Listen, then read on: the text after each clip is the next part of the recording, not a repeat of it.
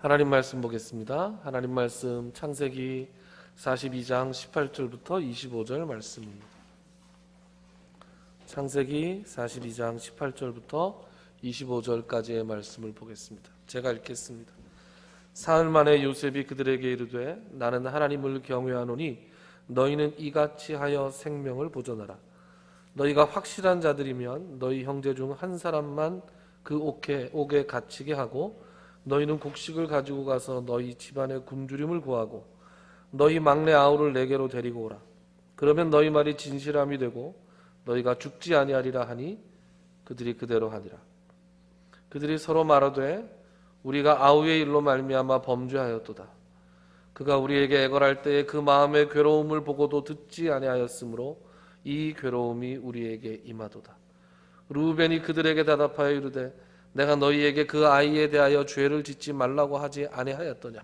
그래도 너희가 듣지 아니하였느니라. 그러므로 그의 핏값을 치르게 되었도다 하니 그들 사이에 통역을 세웠으므로 그들은 요셉이 듣는 줄을 알지 못하였더라. 요셉이 그들을 떠나가서 울고 다시 돌아와서 그들과 말하다가 그들 중에서 시몬을 끌어내어 그들의 눈앞에서 결박하고 명하여 곡물을 그 그릇에 채우게 하고 각 사람의 돈은 그의 자루에 도로 넣게 하고 또 길 양식을 그들에게 주게 하니 그대로 행하였더라. 아멘. 제가 지난 시간에 요셉이 형들을 사흘 동안 가두었다. 그래서 가둔 다음에 어떻게 됐을까요? 그 다음에 다음 시간에 계속 이렇게 하고 끝냈습니다. 그래서 오늘 계속합니다. 사흘이 지났습니다. 요셉이 형들을 가두었는데 어디다 가두었을까요? 감옥에 가두었겠죠. 네. 여러분, 감옥에 들어간 모든 사람들이, 감옥에 갇히는 모든 사람들이 바라는 딱 한 가지가 있다면 뭘까요? 감옥에서 나오는 거겠죠. 형들을 사흘 동안 가두었는데 한 방에 가두었을까요? 나누어서 가뒀을까요? 모르죠, 사실. 모르는데. 네, 모르는데 제 소견으로는 한 방에 가뒀을 것 같아요. 왜냐? 서로 의논할 시간을 줘야 되잖아요. 생각할 시간을. 그래서 지난 시간에 이 사흘 동안 가두는 이 행위가 형들에게는 생각할 시간을 주고, 다른 말로 의논할 시간을 주고, 요셉 편에서는 하나님께 엎드려 기도하면서 앞으로 이 일들을 어떻게 지혜롭게 감당할 수 있겠는가, 하나님의 지혜를 구하는 시간이 필요했다. 그런 말씀을 드렸습니다.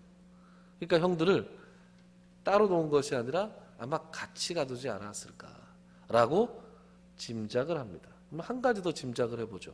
한 방에 가둬놨는데 형들은 그럼 거기서 무슨 얘기를 했을까요? 여러 가지 얘기를 했겠죠. 그런데 힌트가 하나 있습니다. 16절을 한번 보실까요? 오늘 우리가 읽진 않았지만 지난 시간에 본문이었던 16절을 한번 보시면 같이 한번 읽어볼까요? 16절 시작. 너희 중 하나를 보내어 너희 아우를 데려오게 하고 너희는 겉이어 있으라. 내가 너희의 말을 시험하여 너희 중에 진실이 있는 줄 보리라. 아멘. 생명으로 맹세하노니 그러하지 아니하면 너희는 과연 정탐꾼이라. 아멘. 자, 너희 중에 하나를 보내서 지금 형제들이 몇 명 왔어요? 10명이 왔잖아요. 10명이. 너희 중에 한 명이 대표로 가서 너희 아우를 데리고 오면 내가 너희들의 말이 진실한지 믿어주겠다 그랬잖아요. 그래놓고 옥에다 가뒀어요. 그럼 무슨 얘기를 했겠어요? 그렇죠. 누가 가야 되냐 이거죠. 누가 가겠다 그랬을까요? 서로 가겠다 그러겠죠. 뭐 내가 이러해서 가야 된다. 내가 장남 아니냐. 내가 이러해서 가야 된다. 그래도 아버지가 내 말을 제일 믿지 않느냐. 지금 베냐민을 데리고 와야 되는데, 그죠? 이 혼자 가는 사람의 사명은 베냐민을 데리고 와야 되는데 아버지가 베냐민을 안 줄 거 아니에요. 그래서 온갖 이유들을 대서 내가 가야 한다고 얘기하지만 사실 속셈은 뭐예요? 내가 살고 보자죠. 내가 살고 보자. 내가 일단 여기서 나가자. 왜요?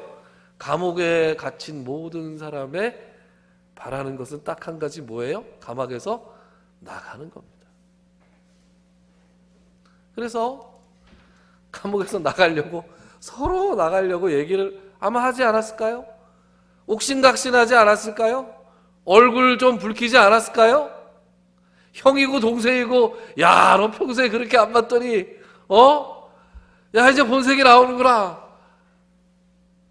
이거 뭐 여기서 나갈 수만 있으면 위아래도 없구나. 뭐 서로 못할 말 막 하면서 다투지 않았을까요?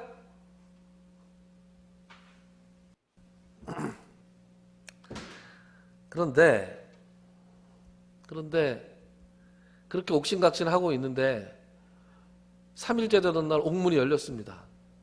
사실 형들은 3일 동안 가둘 계획을 요셉은 갖고 있었지만 형들은 며칠 있을지 몰랐어요.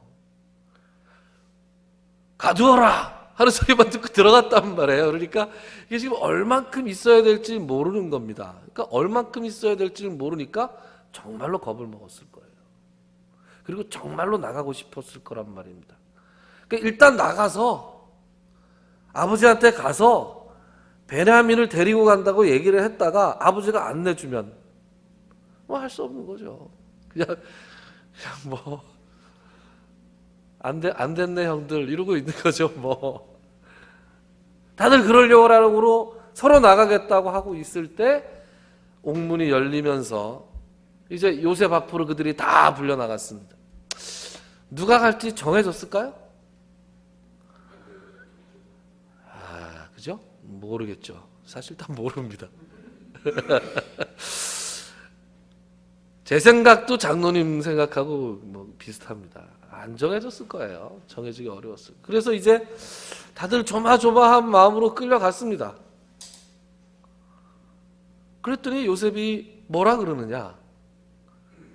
우리 18절부터 20절까지를 같이 한번 읽어볼까요? 같이 18절부터 20절을 같이 우리 박자를 맞춰서 한번 읽어보겠습니다. 시작.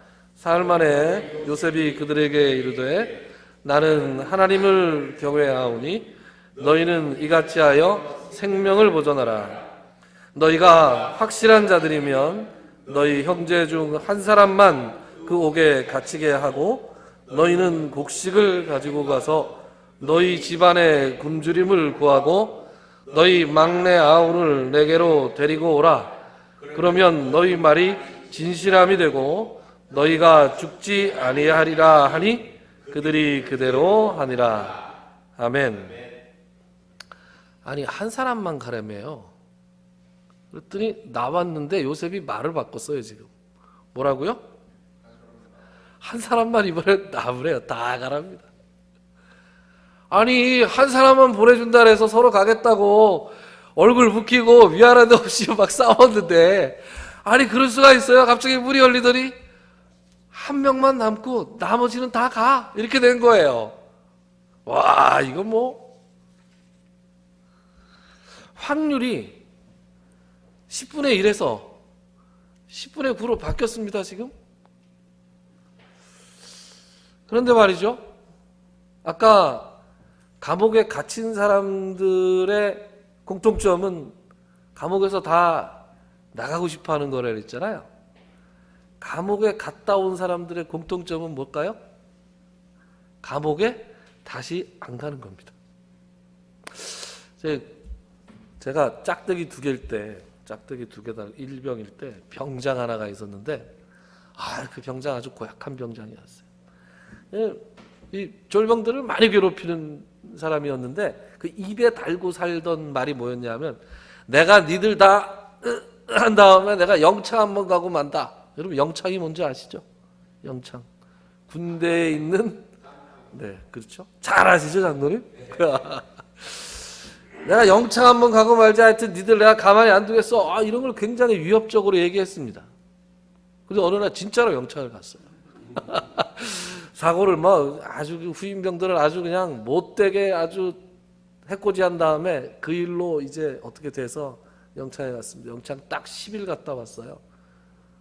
그래서 야, 우리는 진짜 야, 갔다 오면 이제 우리 죽었다 이제.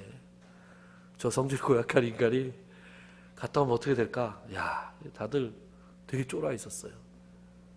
10일 후에 딱 왔는데 사람이 변했네요. 사람이 조용히 지내는 거예요. 제대할 때까지. 근데 저하고 제가 이제 제가 군대를 좀 늦게 간 편이라 그 고참보다 제가 나이가 더 많았어요. 저하고 좀 좋은 사이였는데 저한테는. 그래서 개인적으로 얘기할 기회가 있었어요. 개인적인 기회, 제 앞뒤는 잘 기억이 안 나고 무슨 얘기를 하든지 무슨 얘기를 했는지 기억은 잘 안 나고 그 병장 입에서 나온 말만 기억이 납니다. 야, 영창 가지 마라 너는. 야, 영창 거 못 갈 때더라. 영창 못 갈 때더라. 그런 얘기를 하더라고요. 그러니까 입에서 영창 안 가본 사람들은 내가 영창 한번 가고 말지 그랬지만 막상 영창을 갔다 온 사람들은 조용하게 지낸다. 그게 얼마나 무서운지 알게 된다. 저는 영창을 안 가봐서 얼마나 무서운지는 모르지만 그 병장 얼굴 표정을 봐서 그 포악한 사람이 그렇게 얌전해지는 걸 보면서 영창이 무서운 데구나라는 생각을 했습니다. 이 형들 모습을 보면서 그 병장 얼굴이 떠올랐어요. 확률이 10분의 1에서 10분의 9로 늘어났잖아요. 그런데 가만히 생각해 보면 이게 이제 더 살 떨리는 거예요. 그전에는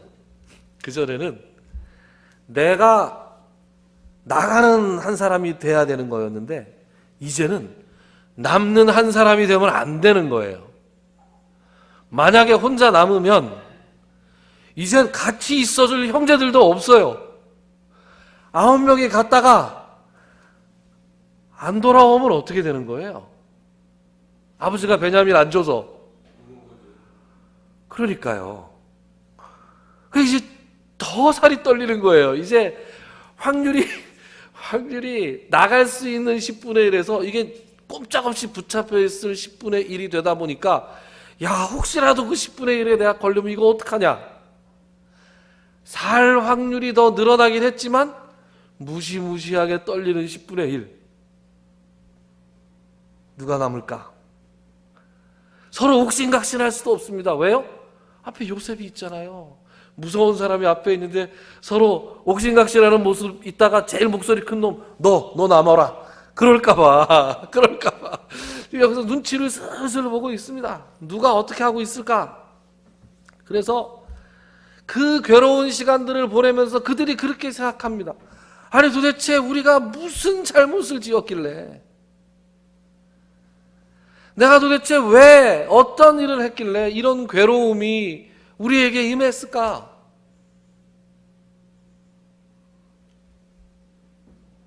그때 그들에게 떠오르는 일이 하나 있었죠. 그게 뭐예요? 바로 요셉의 일이었죠. 사실 애굽으로 올 때부터 찝찝했어요. 애굽을 별로 가고 싶어 하지 않았어요. 그걸 어떻게 우리가 알 수 있냐? 우리가 다시 돌아가 봐서 그 쭉 올라가서 1절을 한번 보실까요? 42장 1절을 보시면 이런 말씀이 나옵니다. 42장 1절을 찾으셨으면 이근섭 장로님께서 한번 읽어주시겠습니까? 그때에 야곱이 애굽에 곡식이 있음을 보고 아들들에게 이르되 너희는 어찌하여 서로 바라보고만 있느냐? 너희는 어찌 서로 바라보고만 있느냐? 이렇게 얘기해요. 아니 얘들아, 애굽에 곡식이 있다고 하니 가서 사와라. 그러면 되잖아요. 좋게 얘기할 수 있잖아요. 그런데 어찌 바라보고만 있느냐? 이게 책망하듯이 말하지 않습니까? 이게 무슨 말이냐? 아들들이 우물쭈물한다는 거예요. 아들들이 우물쭈물하면서 애굽에 선뜻 가지 못하고 망설이고 있는 모습이 야곱이 가만히 보니까 답답한 거예요. 그럼 아들들이 왜 망설였겠어요? 자기들의 양심, 자기들의 죄책감을 자극하는 그 건드리는 그 땅이 바로 애굽 땅이었단 말이죠. 애굽이란 말, 그리고 요셉이라는 말. 그들끼리 아마 꺼내지 않고 있었던 일종의 금기어가 되어 있었을 거예요. 그래서 애굽 땅에 갈 때부터 찜찜했어요. 애굽 땅에 할 수 없이 갔는데, 야, 이게 뭔가 찜찜한데 형들이 다 그런 생각을 가지고 있는데 결국 이렇게 된 거예요. 그래서 그들이 이렇게 얘기합니다. 21절부터 23절을 우리 다 같이 한번 읽어볼까요? 시작. 그들이 서로 말하되 우리가 아우의 일로 말미암아 범죄하였도다. 그가 우리에게 애걸할 때에 그 마음의 괴로움을 보고도 듣지 않았으므로 이 괴로움이 우리에게 임하도다. 르우벤이 그들에게 대답하여 이르되 내가 너희에게 그 아이에 대하여 죄를 짓지 말라고 하지 아니하였더냐? 그래도 너희가 듣지 않았느니라. 그러므로 그의 핏값을 치르게 되었도다 하니 그들 사이에 토격을 세웠으므로 그들은 요셉이 듣는 줄을 알지 못하였더라. 아멘. 자, 이렇게 말하는 걸 통해서 우리가 알 수 있는 게 두 가지가 있습니다. 첫 번째, 그들이 자기들의 죄를 인정하고 있어요. 지금 그 아우가 누구예요? 요셉이죠. 요셉이 우리에게 살려달라고 애걸복걸할 때에 우리가 그의 말을 듣지 않았다. 그러므로 그 괴로움이 오늘날 우리의 괴로움이 되어서 우리가 지금 죄값을 치르고 있는 것이다. 이것을 르우벤은 죄값이 아니라 뭐라고 얘기해요? 그의 핏값이라고 이야기하고 있습니다. 그들이 자기들의 죄를 깨닫기 시작했어요. 후회하기 시작했어요. 회개하는 자리까지 나아갔는지는 모르겠어요. 그러나 속으로만 담고 있었던 그 찝찝한 죄책감이 이제 밖으로 드러나고 있습니다. 그리고 요셉이 또 알 수 있는, 우리가 또 알 수 있는 두 번째 것은 르우벤이 요셉을 팔아 넘기는데 참가하지 않았다는 사실을 알 수 있어요. 르우벤이 맏아들이었잖아요. 장자였는데 처음부터 요셉을 죽이지 말자 그랬어요. 그의 생명을 해하지 말라. 37장에 보면 그래요. 그의 생명을 해하지 말라. 그리고 상황을 봐서 요셉을 구해내려고 했어요. 그런데 그래서 형들이 죽이지는 못하고 구덩이에 던져놓고 있을 때에 르우벤이 잠깐 자리를 비운 사이에 동생들이 요셉을 애굽으로 팔아 넘긴 거예요. 르우벤이 다시 돌아오면서 구덩이를 보고 아이가 없어짐을 보고 그때 옷을 찢으며 웁니다. 통곡을 합니다. 르우벤이. 근데 요셉은 지금 르우벤에 대해서 어디까지 알고 있었어요? 르우벤이 아이를 죽이지 말자라고 얘기했던 것까지는 알잖아요. 그죠? 자기가 있을 때 형 르우벤이 그렇게 얘기했으니까. 그런데 그 이후에 자기가 노예로 팔렸단 말이에요. 팔리는 과정에서 누가 주동을 했는지, 르우벤이 끝까지 자기를 보호했는지, 거기에 가담했는지 아니했는지는 알지 못했습니다. 그런데 이제 이 사건의 전말을 요셉이 알게 된 거죠.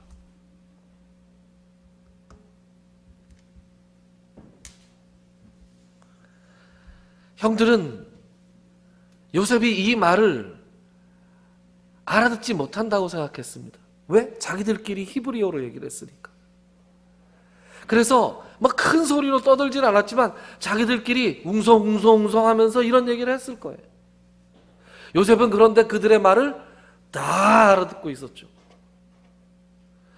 그들의 입에서 자신에 관한 이야기들이 나왔을 때 자기가 거론되고 자기가 거론되면서 자기에게 한 일에 대한 그 괴로움과 후회 같은 이야기들을 형들이 할 때 그 마음이 어떻겠습니까?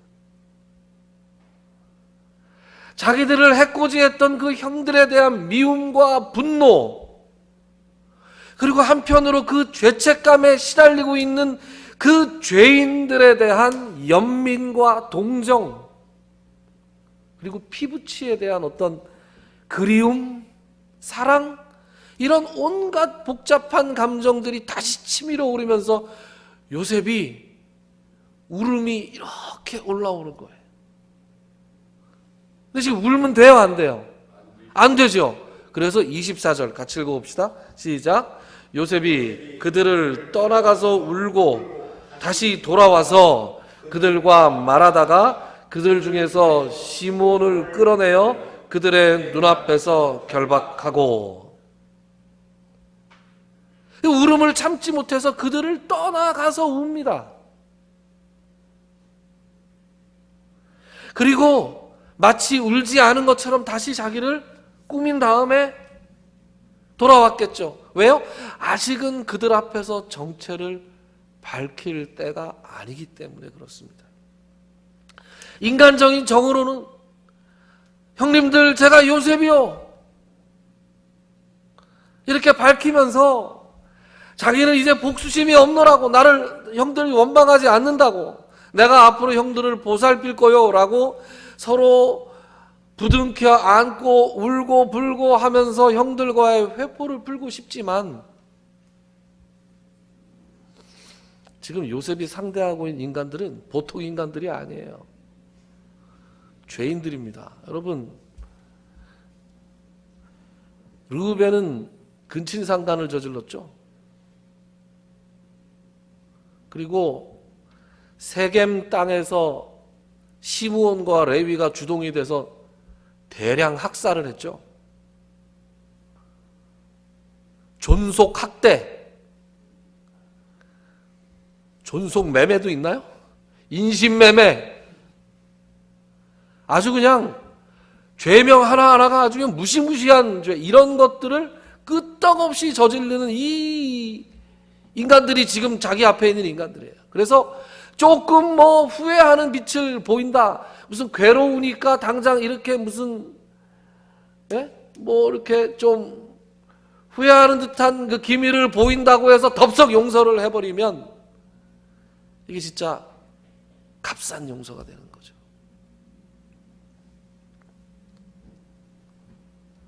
그리고 값싼 용서는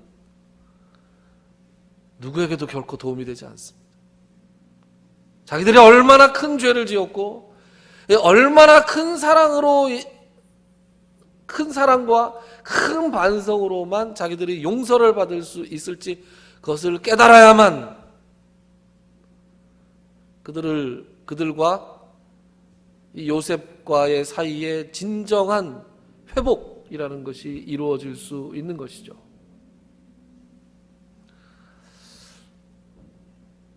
그래서 요셉은 그들 앞에서 여전히 이 엄격한 태도를 유지할 수밖에 없는 것입니다. 계속해서 살펴보죠. 그래서 그들과 이야기를 하다가, 무슨 이야기를 했는지 모르겠지만 누가 남을까 뭐 이런 얘기를 했겠죠. 그러다가 누구를 결박했어요? 누구라고요? 그들 중에 시므온을 끌어냈습니다. 왜 시므온일까요?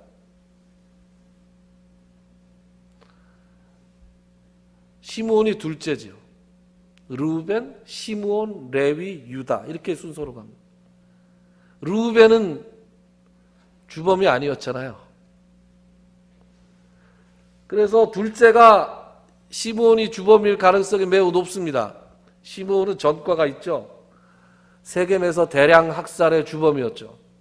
아주 잔인한 성품을 지니고 있었던 사람이고, 고대 랍비들의 해석에 의하면 창세기 37장에 요셉이 딸래딸래 아버지의 심부름을 받고 형들한테 갈 때 멀리서 오는 걸 보고, 자, 꿈꾸는 자가 오도다 라고 얘기할 때 그 목소리의 주인공이 시므온이었을 것이라고 랍비들이 해석을 하는데, 뭐 사실은 알 수가 없죠.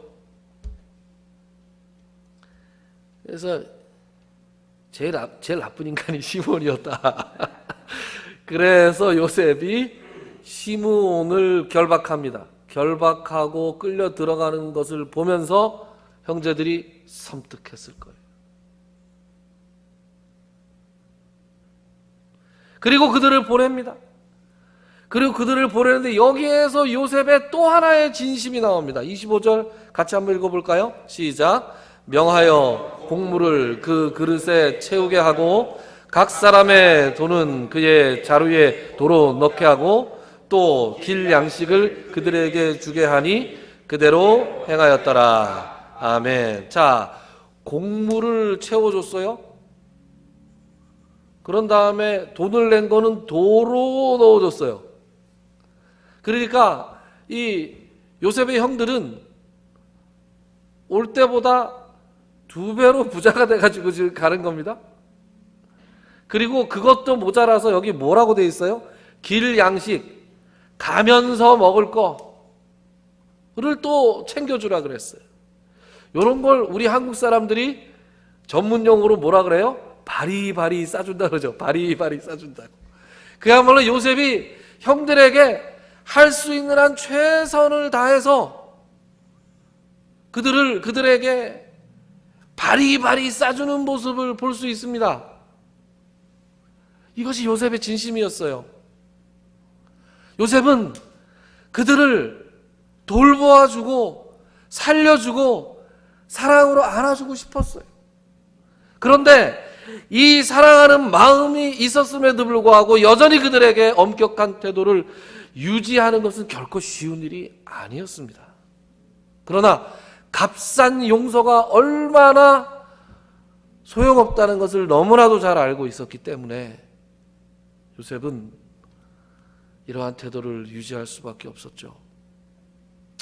사랑하는 성도 여러분, 이 형제들에 대한 사랑과 그들을 새로운 사람으로 변화시켜야만 하는 어떤 정의로움이 요셉이 가진 딜레마였고, 그리고 이 요셉의 딜레마는 바로 하나님의 딜레마입니다.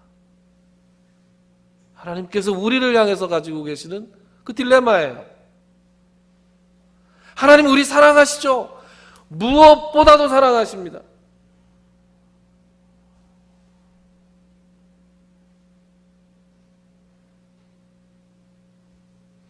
얼마 전에 저희 가족들 그 단톡방에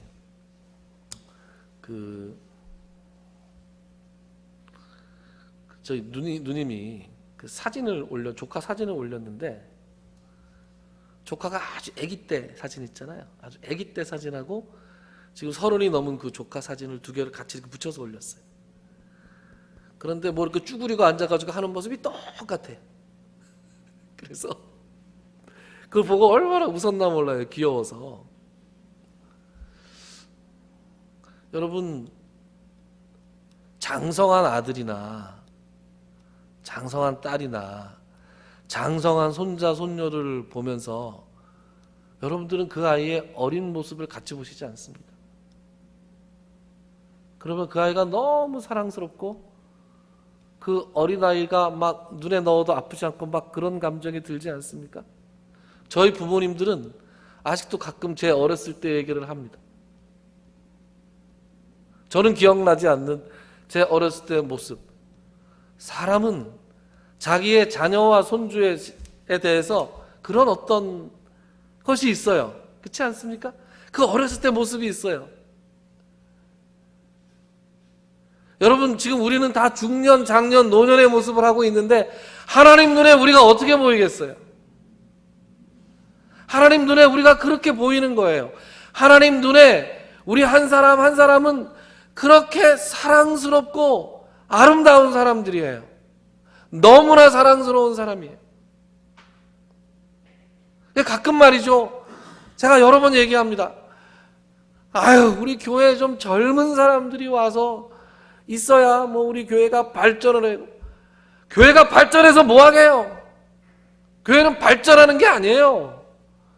교회는 죄인들이 와서 죄 용서를 받고 하나님과 관계를 회복하고 하나님의 말씀을 듣고 새롭게 살아가려고 결단하는 곳이지, 교회는 발전하는 데가 아니에요. 발전이 필요 없습니다. 그리고 하나님 눈에는 1살짜리나 10살짜리나 50 먹은 사람이나 100살 먹은 사람이나 다 하나님의 아름다운 자녀고 사랑스러운 자녀입니다. 여러분, 이 사실을 믿으시기 바라요. 하나님이 그렇게 우리를 보신다고요. 그런데 하나님은 우리 가운데 있는 그 죄를 용납하실 수가 없어요. 하나님은 거룩하신 하나님이시기 때문에 우리를 사랑하시는 마음과 우리의 죄를 용납하실 수 없는 그 공의로움, 그 정의로움이 하나님께 동시에 존재한단 말이에요. 하나님께서 이 두 가지의 사건을, 이 딜레마를 해결하신 사건이 바로 뭐예요? 십자가 사건이에요.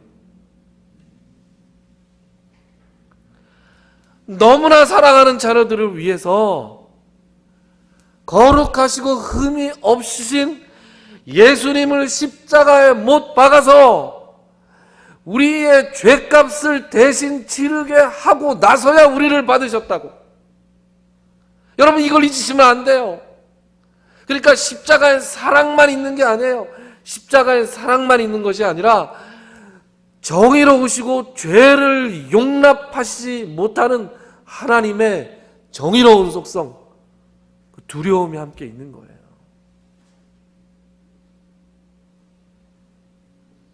여러분, 하나님의 십자가, 예수님의 십자가를 보면서 그 하나님의 무한하시고 그 아름다운 사랑을 기억하시는 여러분들이 되시기를 바랍니다. 그리고 한편으로 그것과 똑같이 우리의 죄를 결코 용납하실 수 없는 그 공의로우신 하나님의 두려움도, 하나님에 대한 두려움도 잊지 마시기 바랍니다.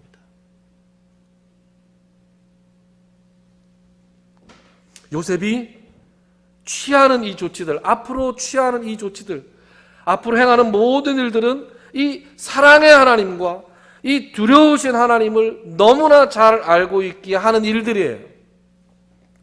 우리가 그냥 쓱 지나갔지만 18절에 어떤 말씀이 있냐 하면 18절에 이렇게 되어 있습니다. 사흘 만에 요셉이 그들에게 이르되 나는 하나님을 경외하오니 너희는 이같이 하여 생명을 보존하라. 3일 동안 요셉이 기도했잖아요. 기도하면서 지혜를 구했잖아요. 그러면서 하나님께서 그들이 생명을 보존할 수 있는 방법을 가르쳐 주셨어요. 너희는 이같이 하여 생명을 보존하라 라고 하는 메시지 전에 요셉이 뭐라고 얘기해요? 나는 하나님을 경외하노니. 왜 뜬금없이 이런 말이 나오는 거예요? 뜬금없는 게 아니죠. 두려우신 하나님, 내가 존경하고 두려워하는 이 경외하는 하나님께서 이같이 말씀하시니 당신들은 이같이 하여 생명을 보존하시오.